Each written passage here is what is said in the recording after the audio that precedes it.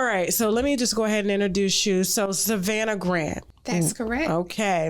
On July 20th, 2002, you were 23 years old when you mixed up Clorox bleach with red lye and tossed it in the face of 30-year-old Sabrina Greenlee. She is now blind in both eyes due to the acid mix that was tossed in her face. I believe she's burned as well on her chest. She's had to go through multiple surgeries. You were sentenced to 20 years for assault and battery with intent to kill. This was all over a boyfriend that you both shared, okay? He was not charged, surprisingly, okay? And I have questions about that, and we're going to discuss that. And Sabrina Greenlee has been extremely vocal and has done several interviews detailing her side of the story. And now you are here to tell what happened and give your side and what led up to that unfortunate day and what happened on that unfortunate day, as well as how life has been since you've been released, because you just served 20 years and you've been out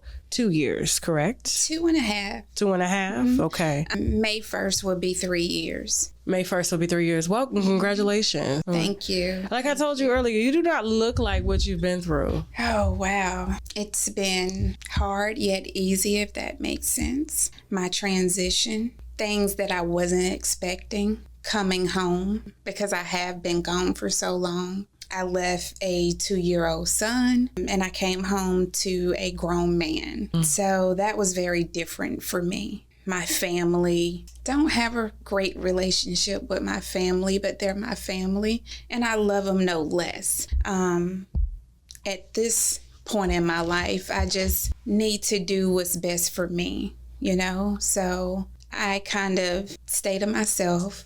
I go to work, I come home and try to be happy and move forward with my life. Are you happy? Today, I can say that I am truly happy because, well, I think things could be better. And when I say that, I mean as far as my relationship with my son. I wish that some family relationships were different. No, I don't have a love life. I'm not seeing anyone, but I'm not ready for that. I think it's going to take some time. I have dated once since I've been released. I met someone before I was released and he was also incarcerated, but it didn't work out. So, you know, I thank God for my experience. So I know to look for those red flags that I never paid attention to in the past. Let's talk about those red flags, because it was missing those red flags at 23 years old. And I don't expect any 23-year-old to be able to see the red flags that led up to you losing 20 years of your life, 20 years of your son's life, and the victim losing her eyesight in both eyes, nerve damage and things like that. Yes. I mean, a lot of people have been transformed because of red flags. But see, here's the thing though, and I know, yes, and I'm not trying to go around like your actions, because at the end of the day, it's like, you know, once we turn 18, and hell, they're charging us a lot younger now. You can be 10 years old, and if you commit a crime that hurts someone, they can charge you as an adult, you know, even though you are a child when you do that, and your mind is still not developed. And so, at 23, you were a young mother. The victim was much older than you. She was 30, a mother of 4, a lot more experience on you. You guys were dating the same man. He's telling you one thing, he's telling her another thing. And that's ultimately what led up to the events that happened that day. Now, before we get into specifics, what was life like for you before you met the gentleman that you were dating, that you guys were both dating, you and Sabrina? Right. So actually, I had just moved from Florida, Homestead, back to South Carolina. Okay. I had been in relationships in the past, not necessarily always chose the right type of guy, but those guys that I dated, particularly drug dealers, they treated me well. You know, they never put me in compromising situations. They never hit me. You know, they took care of me. They took care of my family. And at that time in my life, I think I was 19 years old, maybe 20. I came home because I had to get custody of my, at the time, 14-year-old sister. Okay. Our mother passed away when I was 16. Oh, wow. Yes, so... And where was Dad? Where was Dad? Where was your dad? My dad, he's here. He's still alive, but he is active in his addiction even still today. Okay. So mother died, dad was an addict, and you're leaving Florida, being taken care of and courted by drug dealers who were probably much older than you. Yes, they were. Okay. And now you're leaving Florida, going back to South Carolina. Even though South Carolina is a big state, it's still a small town in which you're going to go and get custody of your 14-year-old sister at 19 years old. At 19. Okay. But that was my sister. So it wasn't a question for me to put my life on hold to make sure that she was okay. And that's what I did, being the oldest of the three of us. So at that point, I needed to make some changes. I was just tired of dating those type of guys. I was tired of living that fast lifestyle that I was living. I always went to church. I had to go to church. It wasn't an option. And so no matter where I was at, I still found a church to go to. And I did the same thing with my sister when she lived with me. But I left Florida and I wanted something different. So I just pretty much cut the people off that I was dealing with. And one night, my best friend and I, we went to Applebee's and we were headed to the club. And I met Anton, the guy that's involved in this. I met his sister and we became really close. And do you mind saying Anton's name on camera, or you just want to leave that off? Because, I mean, when I read the victim, Sabrina Greenlee's account of things, and when she said that, when the mixture was tossed in her face, he took her, put her in the car, and drove her to a gas station in her car, left her there at the gas station. Well, and took off in her car. So I'm like, somebody has got to say this motherfucker's name. So today, honestly, it does not bother me to say his name. Okay. He did reach out to me over the years while I was in prison. The chaplain would call me up and when you got a call from the chaplain in prison, that was a bad phone call.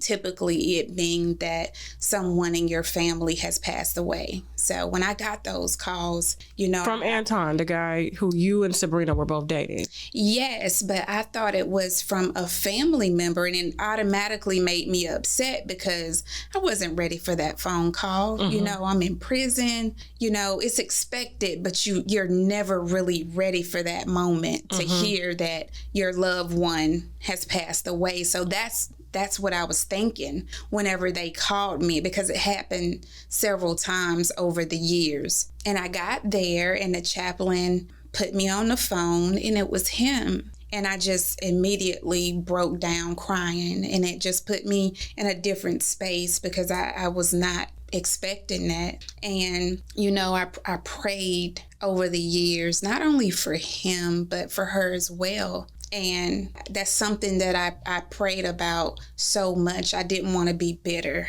Okay. I didn't want to be angry. I didn't want to point fingers at him, at her, but myself, what Savannah did, because it could have gone a different way. But excuse my French, niggas do this shit every day. Yes, they doing do. It right now. They're still doing it. And so putting two women against each other, you happen to be much younger than Sabrina, and they just get to just throw their hands up and then come back and say, I'm sorry. Yeah.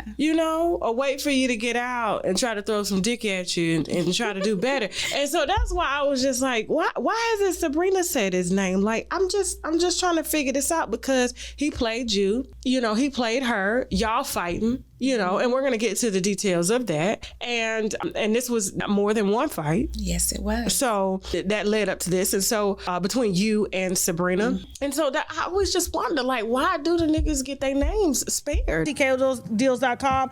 Guys, we finally got the glutathione complex All right, so this is the inner glow. This helps to even your skin tone without you having to get injections or IVs. When you see them girls looking real bleached and things like that, it's because they're using too much glutathione and they're putting it in their veins. Whereas you could take a tablet a day and use it with our Koji Cocoa soap, okay? That's on the site all over your body, helping to even your skin tone, helping to brighten the skin tone, and things like that. That's why my skin is just so nice. You don't see me all bleached and extra light because I don't use too much. This is a nice fair dosage, all right? Give it about 6 weeks. You should see improvements, but with the Koji Cocoa soap, you'll definitely see improvements within like a couple of days, okay? And so the reviews are on the site. Use the coupon code TK10 to get 10% off your first order. And so, and this is just it's an amazing combination. Okay, so glutathione as well as the Koji Cocoa soap. Don't forget, guys. All right, 2 of the must-haves, which is the sea moss, 10,000 milligrams, 98% of the vitamins and minerals that our body needs. Every one of us needs to supplement. We need to supplement with plant-based products. Sea moss is plant-based. It comes from the sea. Okay, it's extracted and now it is in a mango flavor as well as a pineapple flavor, all naturally extracted fruits that are mixed together with the sea moss. It kills that fishy smell because, you know, sometimes sea moss can be I worked at I was a bartender at a strip club, and that fish smell with women was real. Okay, I used to hate when they be like, go get Star to the stage. I'd be like, I'm not going back there. I'm not going back there. I'm a bartender. I'm a bartender. But you ain't got to worry about all that, okay? And also on top of the sea moss, it has spirulina, zinc, burdock root, okay? This is easy. You can pop it in your water, pop it under your tongue. It's highly absorbable, which means you're going to absorb it real fast as opposed to a capsule.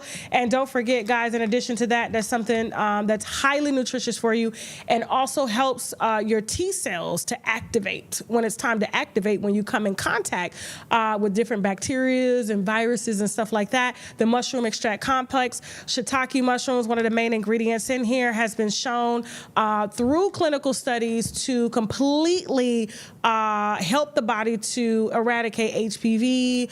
They use it in HIV therapy and things like that. And if you can't take mushrooms, the texture and consistency, the gummies are here. They're very, very highly nutritional. They're very good, okay? But we also have the T cell and NK cell mushroom Vitamix, which is the powder. I put this in my smoothies, put it in my coffee.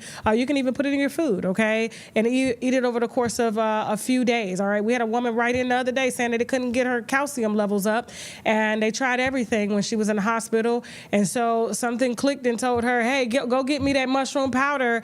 And immediately the doctors were trying to figure out what got her calcium levels up, and it was because of her powder, the Vitamix, the T cell and NK cell Vitamix. And so her family ended up ordering 6 bottles, okay? I think selling us out that day, and then we had to bring more in stock with the vendor and everything like that. But you can get these on shoptkdeals.com. Use the coupon code TK10 to get 10% off your first order. And don't forget, in addition to the sea moss drops, we have the sour sop and sea moss drops, okay? So island people, stand up. I know y'all love y'all sour sop. It's highly nutritional, has a lot of anti-inflammatory properties and things like that.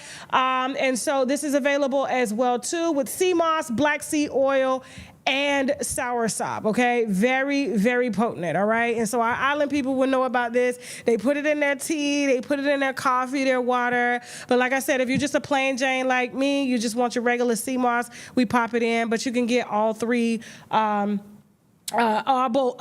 one for the sea moss, okay?